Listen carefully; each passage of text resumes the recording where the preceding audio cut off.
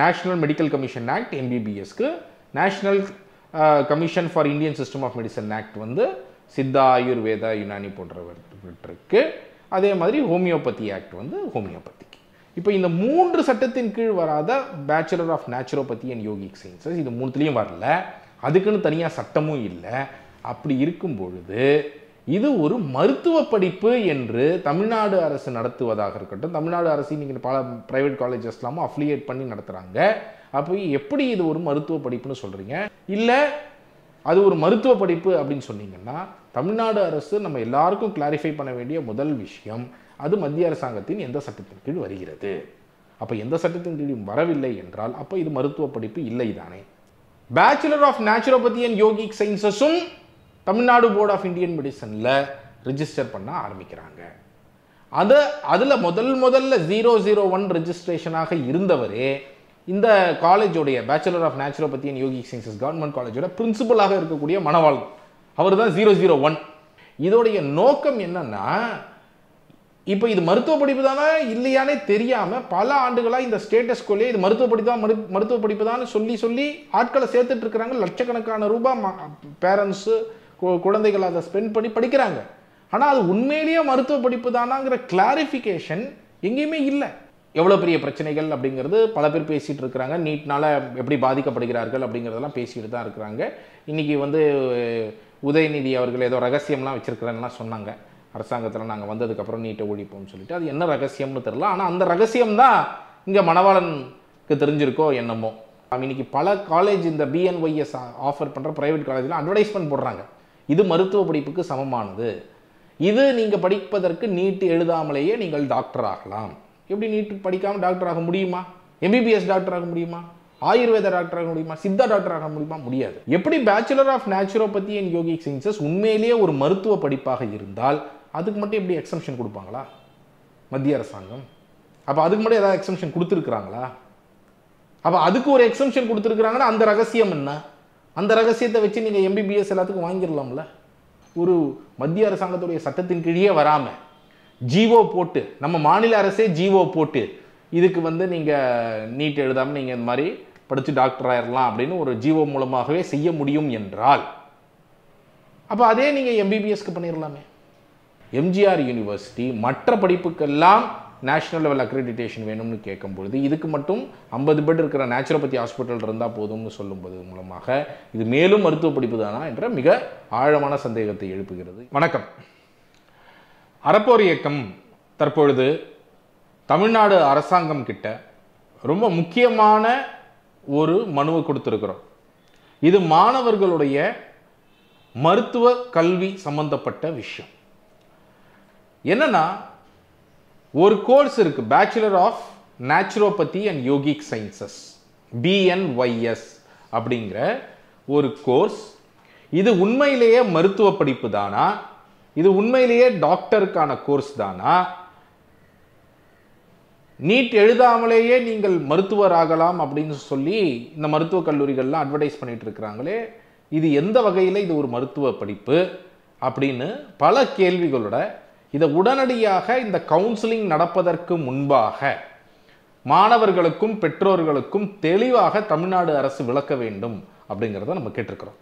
நாம் கேட்டிருக்கக்கூடிய கேள்விகள் 4 வகையானது. நம்பர் 1, இந்த bachelor of naturopathy and yogic sciences மருத்துவ படிப்பு தானா அப்படிங்கிற சந்தேகம் முதல்ல எங்கேருந்து வருது அப்படின்னா, நமக்கு எல்லாருக்கும் தெரியும் மெடிக்கல் எஜுகேஷன் அப்படிங்கிறது தமிழ்நாட்டில் இந்தியாவில் என்ன சப்ஜெக்ட் கீழே வருது? Concurrent list. நம்மளுடைய அரசியல் சாசனத்தில் கன்கரண்ட் லிஸ்ட்டில் வருது. அப்போ கன்கரண்ட் லிஸ்ட் அப்படின்னா மத்திய அரசாங்கம் இதற்கான சட்டங்களை இயற்றுவாங்க. அதை தாண்டி அதில் எக்ஸ்ட்ராவாக ஒரு சில விஷயங்கள் மாநில அரசு வேணும்னா அவங்க ஆட் பண்ணிக்கலாம். ஆனால் மத்திய அரசாங்கம் ஒரு சட்டத்தை போட்டிருக்கிறாங்கன்னா அந்த சட்டத்தின் வழிதான் நீங்கள் வந்து நடக்கணும். அதுக்கு கான்ட்ரரியாக, எதிர்மறையாக நீங்கள் ஒரு வேலையை செய்யக்கூடாது அப்படிங்கிறது நம்ம எல்லாருக்கும் தெரியும். அதனால தான் இன்றைக்கி நீட்டெல்லாம் பல பேர் எதிர்த்தால் கூட, நம்ம நீட்டுங்கிறது எவ்வளோ பெரிய பிரச்சனைகளுக்கு உள்ளாக்கி கொண்டிருக்கிறது நம்மளுடைய மாணவர்களை அப்படிங்கிறதெல்லாம் தெரிஞ்சாலும் கூட இன்றைக்கான வந்து நீட் எழுதிதான் ஆக வேண்டிய ஒரு கட்டாயத்தில் மாணவர்கள் இருக்கிறாங்க. ஏன்னா அது மத்திய அரசாங்கத்துடைய அந்த சட்டத்தின் கீழே வருவதனால அது ஒழிக்கப்படும் வரை அது எழுதி தான் ஆகணும். தமிழ்நாடு அரசு நினச்சா நீட் எழுத முடியாதுன்னு சொல்ல முடியாது இல்லையா? அப்போது மத்திய அரசாங்கத்தோடைய எந்த சட்டத்தின் கீழே, ஸோ முதல் கேள்வி என்ன கேட்கணும்னா, தமிழ்நாடு அரசு இந்த BNYS bachelor of naturopathy and yogic சயின்சஸ்ங்கிற கோர்ஸ் வந்து இப்போ நம்ம அரும்பாக்கம் அண்ணா ஆர்ச்சி கிட்ட இருக்கக்கூடிய அந்த காலேஜுக்குள்ளே நடத்துகிறீங்களே, இது மத்திய அரசாங்கத்துடைய எந்த சட்டத்தின் கீழே வருது? உதாரணத்துக்கு எம்பிபிஎஸ் நீங்கள் படிக்கிறீங்கன்னா அது எந்த சட்டத்தின் கீழே வருது? அது நேஷ்னல், முன்னாடி இந்தியன் மெடிக்கல் கவுன்சில் ஆக்ட்னு இருந்தது, உங்கள் எல்லாருக்கும் தெரியும். இப்போ நேஷ்னல் மெடிக்கல் கமிஷன் ஆக்ட் 2019 அதை மாற்றி அமைச்சிருக்கிறாங்க. ஸோ இந்த சட்டத்தின் கீழே எம்பிபிஎஸ் யாராவது ஒரு வேணும்னா எம்பிபிஎஸ் படிக்கலாம். அதே மாதிரி இந்தியன் மெடிசன், இந்திய மருத்துவம் அப்படிங்கிறது இருக்குது. சித்தா, ஆயுர்வேதா, யுனானி, அப்புறம் சோவாரிக்பான்னு சொல்லி அந்த டிபெட்டியன் வழிமுறையில் வந்த இந்த மாதிரியான மருத்துவம் இந்திய மருத்துவம்னு சொல்கிறாங்க. இந்த இந்திய மருத்துவம் வந்து எந்த சட்டத்தின் கீழே வருதுன்னா, national commission for Indian system of medicine act 2020 இருக்குது. இதுக்கு முன்னாடி வந்து 1970 இதே சட்டம் வந்து இதற்கு முன்பு Indian medicine central council act 1917 இருந்தது. அப்போ அந்த சட்டம் வந்து இப்பொழுது மாற்றி அமைக்கப்பட்டு என்ன, அதை வந்து national commission for Indian system of medicine act NCISM ஆக்ட்னு கொண்டு வராங்க. நவ் இந்த ஆக்டுக்கு கீழே இந்த bachelor of naturopathy and yogic sciences இருக்கான்னு கேட்டிங்கன்னா, அந்த சட்டத்தில் ரொம்ப தெளிவாக குறிப்பிடப்பட்டிருக்கு. இந்தியன் சிஸ்டம் ஆஃப் மெடிசன் அப்படின்னா அது ஆயுர்வேதா, சித்தா, யுனானி, சோவாரிக்பா தான். அப்போ அதை தாண்டிய ஒன்றை இந்தியன் மெடிசன் தமிழ்நாடு அரசே சொல்ல முடியுமா? முடியாது. மூணாவது ஹோமியோபதி நமக்கு அது வந்து இந்தியன் மெடிசன் கிடையாது, அது வெளிநாடுலேருந்து வந்ததுனால அது தனியாக வச்சுருக்கிறாங்க. அது national commission for homeopathy act 2020 இருக்குது. ஸோ இது 3 சட்டங்களும் நம்மளுடைய மத்திய அரசாங்கம் இயற்றிய சட்டங்கள். நேஷனல் மெடிக்கல் கமிஷன் ஆக்ட் MBBSக்கு, national commission for Indian system of medicine act வந்து சித்தா, ஆயுர்வேதா, யுனானி போன்றவற்றுக்கு, அதே மாதிரி ஹோமியோபதி ஆக்ட் வந்து ஹோமியோபதிக்கு. இப்போ இந்த 3 சட்டத்தின் கீழ் வராத bachelor of naturopathy and yogic sciences இது 3த்துலேயும் வரல, அதுக்குன்னு தனியாக சட்டமும் இல்லை. அப்படி இருக்கும் பொழுது இது ஒரு மருத்துவ படிப்பு என்று தமிழ்நாடு அரசு நடத்துவதாக இருக்கட்டும், தமிழ்நாடு அரசு நீங்கள் பல ப்ரைவேட் காலேஜஸ்லாமும் அஃபிலியேட் பண்ணி நடத்துகிறாங்க. அப்போ எப்படி இது ஒரு மருத்துவ படிப்புன்னு சொல்கிறீங்க? இது ஒரு மேபி பிஎஸ்சி யோகா நடத்துகிறாங்க, அது ஒரு கோர்ஸ். பிஎஸ்சி யோகான்னா அது மருத்துவ படிப்பு கிடையாது, யோகாங்கிற படிப்பு. அந்த மாதிரி ஒரு படிப்பு தானா bachelor of naturopathy and yogic sciences? இல்லை அது ஒரு மருத்துவ படிப்பு அப்படின்னு சொன்னீங்கன்னா, தமிழ்நாடு அரசு நம்ம எல்லாருக்கும் கிளாரிஃபை பண்ண வேண்டிய முதல் விஷயம், அது மத்திய அரசாங்கத்தின் எந்த சட்டத்தின் கீழ் வருகிறது. அப்போ எந்த சட்டத்தின் கீழும் வரவில்லை என்றால் அப்போ இது மருத்துவ படிப்பு இல்லை தானே. அப்போ இதை வந்து முதல் கேள்வியாக வச்சிருக்கிறோம். இரண்டாவது முக்கியமான கேள்வியாக அரசாங்கத்தில் கேட்பது, ஒருத்தர் MBBS முடிச்சிட்டாங்கன்னு வச்சுக்கோங்களேன், அவங்க எங்கே போய் ரிஜிஸ்டர் பண்ணுவாங்க? ஒருத்தர் சித்தா, ஆயுர்வேதெல்லாம் முடிச்சாங்கன்னா எங்கே போய் ரிஜிஸ்டர் பண்ணுவாங்க? அவங்களுடைய சட்டத்தின் கீழே ஒரு போர்டு வச்சிருக்கிறாங்க, ethics and medical registration board என்று அந்த சட்டத்திலேயே குறிப்பிடப்படுது. அந்த போர்டுக்கு கீழே மத்தியில் ஒரு ரெஜிஸ்ட்ரேஷன் போர்டும் மாநிலத்தில் ஒரு ரெஜிஸ்ட்ரேஷன் போர்டும் வைக்கிறாங்க. அந்த போர்டு கீழே தான் போய் இப்போ MBBS முடிச்சுட்டாங்க, ஹவுஸ் சர்ஜன் முடிச்சிட்டாங்கன்னா அவங்க கடைசியில் போய் அங்கே ரெஜிஸ்டர் பண்ணதுக்கு பிறகு அவங்க டாக்டர் அப்படின்னு சொல்லி அவர்கள் ப்ராக்டிஸ் பண்ண ஆரம்பிக்க முடியும். They can become a medical practitioner. அப்போது bachelor of naturopathy and yogic சயின்சஸை எங்கே ரெஜிஸ்டர் பண்ணுறீங்க? ரொம்ப முக்கியமான கேள்வி வருதுல்ல. இப்போ டாக்டர்னு சொல்லிக்கிறாங்க, அப்போ எப்படி டாக்டர் அப்படின்னு நீங்கள் பார்த்தீங்கன்னா, இந்த ethics and medical registration board கீழே இப்போ இந்தியன் சிஸ்டம்க்கு என்ன இருக்குன்னா, Tamil Nadu board of Indian medicine சொல்லி தமிழ்நாட்டில் நம்மளுடைய அண்ணா ஆர்ச்சி கிட்ட இருக்குது. இப்போ இந்த தமிழ்நாடு போர்ட் ஆஃப் இந்தியன் மெடிசனில் என்ன பண்ணுறாங்க அப்படின்னு சொன்னால், சித்தா ரெஜிஸ்டர் பண்ணலாம், ஆயுர்வேதா ரெஜிஸ்டர் பண்ணலாம், யுனானி ரெஜிஸ்டர் பண்ணலாம், சோவாரிக்பா பண்ணலாம். இந்த 4 தான் பண்ண முடியும் மேக்ஸிமம். ஏன்னா இந்த 4 தான் NCISM மத்திய அரசாங்கத்துடைய சட்டத்தின் கீழே வருது, அந்த சட்டத்தின் கீழே வரக்கூடிய போர்டு. ஆனால் அதை தாண்டி bachelor of naturopathy and yogic சயின்சஸும் தமிழ்நாடு போர்ட் ஆஃப் இந்தியன் மெடிசனில் ரிஜிஸ்டர் பண்ண ஆரம்பிக்கிறாங்க. அதில் முதல்ல 001 ரெஜிஸ்ட்ரேஷனாக இருந்தவரே இந்த காலேஜோடைய bachelor of naturopathy and yogic sciences government காலேஜோட பிரின்சிபலாக இருக்கக்கூடிய மணவாளன், அவர் தான் 001. எப்படி நீங்கள் Tamil Nadu board of Indian medicine, Tamil Nadu board of Indian மெடிசனில் அது மத்திய அந்த NCISM ஆக்டு கீழே வரக்கூடிய கோர்ஸை மட்டும்தான் ரெஜிஸ்டர் பண்ண முடியும்.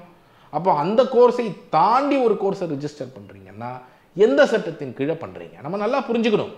இதோடைய நோக்கம் என்னன்னா, இப்போ இது மருத்துவ படிப்பு தானே இல்லையானே தெரியாமல் பல ஆண்டுகளாக இந்த ஸ்டேட்டஸ்கோலே இது மருத்துவ படிப்பு தான் மருத்துவ படிப்பு தான் சொல்லி ஆட்களை சேர்த்துட்டு இருக்கிறாங்க. லட்சக்கணக்கான ரூபாய் பேரண்ட்ஸு குழந்தைகள் அதை ஸ்பெண்ட் பண்ணி படிக்கிறாங்க. ஆனால் அது உண்மையிலேயே மருத்துவ படிப்பு தானாங்கிற கிளாரிஃபிகேஷன் எங்கேயுமே இல்லை. தமிழ்நாடு கவர்மெண்ட் இது உண்மையிலேயே மருத்துவ படிப்புன்னு நீங்கள் கிளைம் பண்ணுறீங்களா? அப்படி கிளைம் பண்ணுறீங்கன்னா எந்த அடிப்படையில் கிளைம் பண்ணுறீங்க, எந்த அடிப்படையில் சொல்கிறீங்க? நாளைக்கு இவங்கெல்லாம் படிச்சுட்டு கடைசியில் அது டாக்டர் படிப்பே இல்லை அப்படின்னு நாளைக்கு ஒரு கோர்ட்டு சொல்லிச்சுன்னா என்ன பண்ணுவீங்க? அப்போ இந்த ஸ்டேட்டஸ் கோவை எவ்வளோ நாள் நீங்கள் தொடர்வீங்க? இதில் ஒரு கிளாரிட்டியே இல்லாமல் அப்படிங்கிறது தான் ரொம்ப ரொம்ப முக்கியமானது. அப்போது தமிழ்நாடு போர்ட் ஆஃப் இந்தியன் மெடிசனில் ரெஜிஸ்டர் பண்ணக்கூடாது, ஆயுர்வேதா சித்தாலாம் தான் பண்ண முடியும். ஆனால் அதில் திடீர்னு எப்படி நீங்கள் இந்த மாதிரி bachelor of naturopathy and yogic சயின்சஸை கடந்த 20-25 ஆண்டுகளாக ரெஜிஸ்டர் பண்ணிகிட்டே வராங்க? இது எப்படி? மூன்றாவதாக நம்ம எல்லாருக்கும் தெரியும், நீட் எவ்வளோ பெரிய பிரச்சனைகள் அப்படிங்கிறது பல பேர் பேசிகிட்டு இருக்கிறாங்க. நீட்னால் எப்படி பாதிக்கப்படுகிறார்கள் அப்படிங்கிறதெல்லாம் பேசிகிட்டு தான் இருக்கிறாங்க. இன்றைக்கி உதயநிதி அவர்கள் ஏதோ ரகசியம்லாம் வச்சுருக்கிறேன்னா சொன்னாங்க, அரசாங்கத்தில் நாங்கள் வந்ததுக்கப்புறம் நீட்டை ஒழிப்போம்னு சொல்லிட்டு. அது என்ன ரகசியம்னு தெரில. ஆனால் அந்த ரகசியம்தான் இங்கே மணவாளனுக்கு தெரிஞ்சிருக்கோ என்னமோ. ஏன்னா bachelor of naturopathy and yogic sciences நீட்டுக்கு கீழே வராது. நீங்கள் நீட் எழுதாமலேயே டாக்டர் ஆகலாம். இன்னைக்கு பல காலேஜ் இந்த BNYS ஆஃபர் பண்ணுற ப்ரைவேட் காலேஜில் அட்வர்டைஸ்மெண்ட் போடுறாங்க, இது மருத்துவ படிப்புக்கு சமமானது, இது நீங்கள் படிப்பதற்கு நீட் எழுதாமலேயே நீங்கள் டாக்டர் ஆகலாம். எப்படி நீட் படிக்காமல் டாக்டர் ஆக முடியுமா? MBBS டாக்டர் ஆக முடியுமா? ஆயுர்வேத டாக்டர் ஆக முடியுமா? சித்தா டாக்டர் ஆக முடியுமா? முடியாது. நல்லா புரிஞ்சுக்கோங்க, MBBS மட்டும் கிடையாது, நீங்கள் சித்தா ஆயுர்வேதா யுனானினா கூட இன்னைக்கு நீட் எழுதாமல் போக முடியாதுங்கிறதா சட்டம். இந்த சித்தா ஆயுர்வேதாக்கு போகக்கூடியவர்களும் நீட் எழுதி தான் இன்னைக்கு போயிட்டு இருக்கிறாங்க. அப்போ அப்படி இருக்கும் பொழுது எப்படி bachelor of naturopathy and yogic sciences உண்மையிலேயே ஒரு மருத்துவ படிப்பாக இருந்தால் அதுக்கு மட்டும் எப்படி எக்ஸம்ஷன் கொடுப்பாங்களா மத்திய அரசாங்கம்? அப்போ அதுக்கு மட்டும் ஏதாவது எக்ஸம்ஷன் கொடுத்துருக்குறாங்களா? அப்போ அதுக்கு ஒரு எக்ஸம்ஷன் கொடுத்துருக்குறாங்கன்னா அந்த ரகசியம் என்ன? அந்த ரகசியத்தை வச்சு நீங்கள் MBBS எல்லாத்துக்கும் வாங்கிடலாம்ல. பாயிண்ட் என்னன்னா, இது மத்திய அரசாங்கத்துக்கு எந்த சட்டத்தின் கீழையும் வராததுனால இது நீட்டுக்கு கீழே வரலை. அதனால நீட்டு எழுதுறதில்லை. அப்போ நீட்டு எழுதுறதில்லைன்னா அப்போ மத்திய அரசாங்கத்தோட எந்த சட்டத்தின் கீழையும் வரல அப்படின்னா இது எப்படி ஒரு மருத்துவ படிப்புன்னு முதல்ல கிளைம் பண்ண முடியும்? அப்போ மருத்துவ படிப்பே இல்லாமல் நீ BSc யோகாக்கு நீட் இருக்கா? இல்லை. அப்போ அந்த BSc யோகா மாதிரி தான் இந்த BNYSங்கிறதா அப்படிங்கிற ஒரு அடிப்படையான கேள்வி வருது. அதனால தானே இன்னைக்கு நீட் இல்லை. நீட் மருத்துவ படிப்புனாலே நீட் இருக்கணும்னு எல்லாருக்கும் தெரியும். அப்போ இதுக்கு நீட் இல்லை, நீட் இல்லாமலே டாக்டர் ஆகலாம்னு எல்லாம் அட்வர்டைஸ் பண்ணுறாங்கன்னா அப்போ இது ஒரு மருத்துவ படிப்பு தானே உண்மையிலேயே இன்னைக்கு அப்படிங்கிற ரொம்ப முக்கியமான கேள்வி வருதா இல்லையா? அப்போ இது மூன்றாவது கேள்வியாக, இது உண்மையிலேயே மருத்துவ படிப்பு தானா அப்படின்னு மீண்டும் நம்ம அரசாங்கத்துக்கிட்ட கிளாரிஃபை பண்ண சொல்கிறோம். ஒரு மத்திய அரசாங்கத்துடைய சட்டத்தின் கீழே வராமல் ஜிஓ போட்டு, நம்ம மாநில அரசே ஜிஓ போட்டு இதுக்கு நீங்கள் நீட் எழுதாமல் நீங்கள் இந்த மாதிரி படித்து டாக்டர் ஆயிடலாம் அப்படின்னு ஒரு ஜிஓ மூலமாகவே செய்ய முடியும் என்றால் அப்போ அதே நீங்கள் MBBSக்கு பண்ணிடலாமே, அதையே நீங்கள் சித்தா ஆயுர்வேதாக்கும் பண்ணிடலாமே. BNYSக்கு உங்களால் ஒரு ஜிஓ போட்டே நீட்டே எழுதாமல் அவங்களுக்கு டாக்டர் ஆக்கி நீங்கள் டாக்டருங்கிற பட்டமும் கொடுத்து அவங்களை மெடிக்கல் ப்ராக்டிஷனர் ஆக்க முடிஞ்சதுன்னா அதை ஏன் MBBSக்கு மற்றதுக்கெலாம் பண்ண முடியாது இல்லையா? அப்போது எந்த அளவிற்கு இதில் ஒரு கன்ஃபியூஷன் இருக்குது அப்படிங்கிறது பாருங்க. நான்காவதாக நாம் கேட்கக்கூடிய ரொம்ப முக்கியமான கேள்வி என்னென்னா, இப்போது இந்த படிப்பு மருத்துவ படிப்பு அப்படின்னு சொல்லி இதை MGR யூனிவர்சிட்டிக்கு கீழே தான் கொண்டு வராங்க. MGR யூனிவர்சிட்டி அவங்களுடைய வெப்சைட்லேயே என்ன போடுறாங்கன்னா, இந்தியன் மெடிசன் அண்ட் ஹோமியோபதி அப்படின்னு போட்டு அதுக்கு கீழே என்னென்ன கோர்ஸ்ன்னு லிஸ்ட் பண்ணுறாங்க. அதில் என்னெல்லாம் லிஸ்ட் பண்ணுறாங்கன்னா, அவங்க சித்தா ஆயுர்வேதா இந்த மாதிரி லிஸ்ட் பண்ணிவிட்டு bachelor of naturopathy and yogic சயின்சஸையும் லிஸ்ட் பண்ணுறாங்க. நான் இந்தியன் மெடிசனுங்கிற சட்டத்தின் கீழையும் அது வரலை, ஹோமியோபதிங்கிற சட்டத்தின் கீழையும் bachelor of naturopathy and yogic sciences மத்திய அரசாங்கத்துக்கு கீழே வரலை. ஆனால் MGR யூனிவர்சிட்டி அந்த அந்த சட்டத்தின் கீழே வரக்கூடிய கோர்ஸை தான் இவங்க அஃபிலியேட் பண்ண முடியும். ஆனால் அதற்கு அவர்கள் அதற்கு கீழே பிஎன்ஒய்எஸ்சியும் எப்படியோ ஆட் பண்ணியிருக்கிறாங்க. எப்படி ஆட் பண்ணாங்கங்கிறது இது வரைக்கும் தெளிவில்லை. நான் அதுக்குள்ளே போய் எப்படி அஃபிலியேஷன் கொடுத்துருக்குறாங்க இந்த ப்ரைவேட் காலேஜுக்கு? இப்போ உதாரணத்துக்கு நீங்கள் சித்தா காலேஜ் ஒன்று ஓப்பன் பண்ணணும், ஆயுர்வேதா காலேஜ் ஒன்று ஓப்பன் பண்ணணும், இல்லை எம்பிபிஎஸ்க்கு ஓப்பன் பண்ணணும்னா ப்ரைவேட் காலேஜ், அதுக்கு இருக்கக்கூடிய ரொம்ப முக்கியமான கண்டிஷன் என்னென்னா, நீங்கள் அவங்களுடைய வெப்சைட்டில் இருக்கிற டாக்குமெண்ட்லேயே போய் பார்க்கலாம். அவங்க என்ன சொல்கிறாங்கன்னா, அந்த சென்ட்ரல் கவுன்சிலுடைய அப்ரூவல் வேணும். ஏன்னா இது எல்லாத்திற்குமே அவர்கள் அந்த சட்டத்தின் கீழே, அந்த ஒவ்வொரு சட்டத்தின் கீழையும் எப்படி வந்து இந்த ரெஜிஸ்ட்ரேஷன் செய்ய முடியும் அப்படிங்கிறத சொல்லியிருக்கிறாங்க. அதில் அந்த அப்ரூவல்லையே அவங்க சொல்லியிருக்கிறாங்க, governments council under the relevant act அப்படின்னு சொல்லி தெளிவாக சொல்லியிருக்கிறாங்க.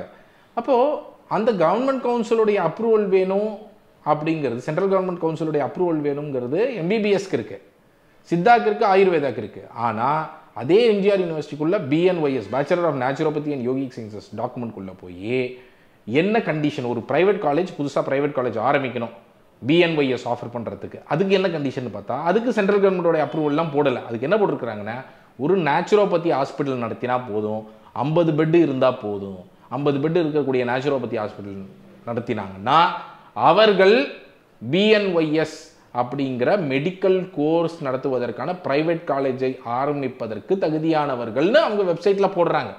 ஸோ எந்த விதமான நேஷனல் லெவல் அக்ரெடிட்டேஷனும் இல்லாமல் வெறும் மாநில அளவில் எம்ஜிஆர் யூனிவர்சிட்டியில் சும்மா இப்படி ஒரு டாக்குமெண்ட் போட்டு வெறும் ஒரு 50 பெட் இருக்கக்கூடிய அவங்க பிரைவேட் ஹாஸ்பிட்டல் நடத்தி இருந்தால் அவர்கள் ஒரு பிரைவேட் மெடிக்கல் காலேஜை ஆரம்பிக்க முடியும், பிஎன்ஒய்எஸ் காலேஜுன்ற மாதிரி ஒன்று போடுறாங்க. அப்போது இதோடைய விளைவு என்ன ஆச்சுன்னு பாருங்கள். கடந்த சில ஆண்டுகளில் உங்கள் எல்லாருக்கும் தெரியும், கிட்டத்தட்ட சித்தாக்கெல்லாம் இப்போது ஒரு காலேஜோ ஒரு சீட்டு ஆட் பண்ணனாலும் அந்த அக்ரெடிட்டேஷன் இருந்து செக் பண்ணி அதெல்லாம் பண்ணாதான் பண்ண முடியும். ஆனால் பிஎன்ஒய்எஸில் கிட்டத்தட்ட 18-20 காலேஜ், ப்ரைவேட் காலேஜ் அங்கங்கே ஆரம்பித்தாங்க. எந்த குவாலிட்டியும் இல்லாமல், அங்கே வந்து போதுமான ப்ரொஃபஸர்ஸ் இல்லை, நிறைய பிரச்சனைகள் இருக்குது. உங்களுக்கு கொஞ்சம் வருஷம் முன்னாடி ஞாபகம் இருக்கும், கள்ளக்குறிச்சியில் எஸ்விஎஸ்னு ஒரு காலேஜில் 3 பெண்கள் மாணவர்கள் இறந்து போனாங்க. அவங்க எந்த கோர்ஸ் தெரியுமா படித்தாங்க? பிஎன்ஒய்எஸ், இந்த bachelor of naturopathy and yogic சயின்சஸ்க்காக போனவர்கள் தான் இறந்த நிலையில் இருந்தார்கள். அவர்கள் இறப்பின் மீது மிகப்பெரிய சந்தேகம் எழுப்பப்பட்டது.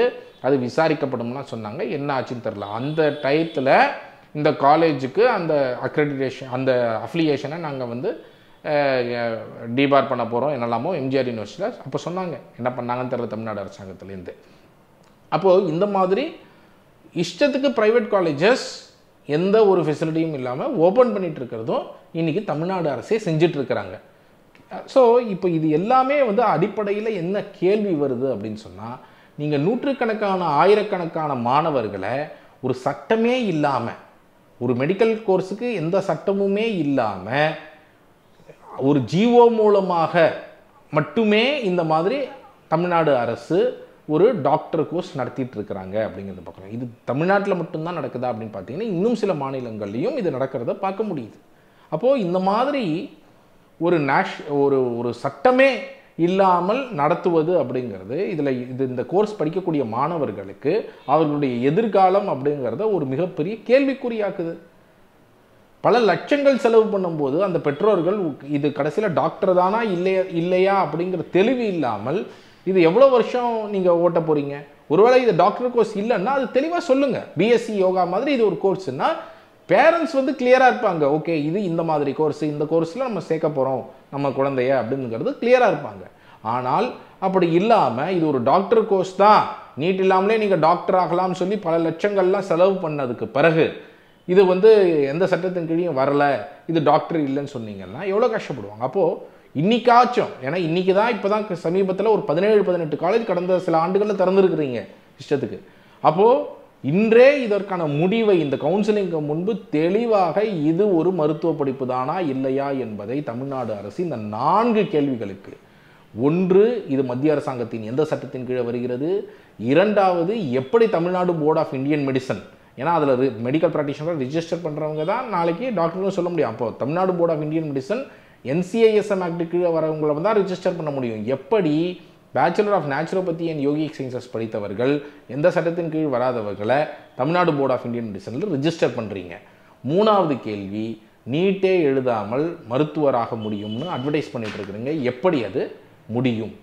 4வது, எம்ஜிஆர் யூனிவர்சிட்டி மற்ற படிப்புக்கெல்லாம் நேஷனல் லெவல் அக்ரெடிட்டேஷன் வேணும்னு கேட்கும்பொழுது இதுக்கு மட்டும் 50 பெட் இருக்கிற நேச்சுரோபதி ஹாஸ்பிட்டல் இருந்தால் போதும்னு சொல்லும்போது மூலமாக இது மேலும் மருத்துவ படிப்பு தானா என்ற மிக ஆழமான சந்தேகத்தை எழுப்புகிறது. இந்த 4 கேள்விகளுக்கும் தெளிவான விரிவான ஒரு உங்களுடைய கிளாரிஃபிகேஷனை பெற்றோர்களுக்கும் மாணவர்களுக்கும் தமிழ்நாடு அரசு, தமிழ்நாடு சுகாதாரத்துறை அமைச்சர் மா சுப்பிரமணியம் அவர்களும் சுகாதார செயலர் சுப்ரியா சாஹூ அவர்களும் தமிழ்நாடு அரசும் உடனடியாக வழங்க வேண்டும் அப்படிங்கிறத அறப்போர் இயக்கம் ஒரு டீட்டெயில்டான ஒரு புகாருடன் தமிழ்நாடு அரசுக்கு எழுதியிருக்கிறோம்.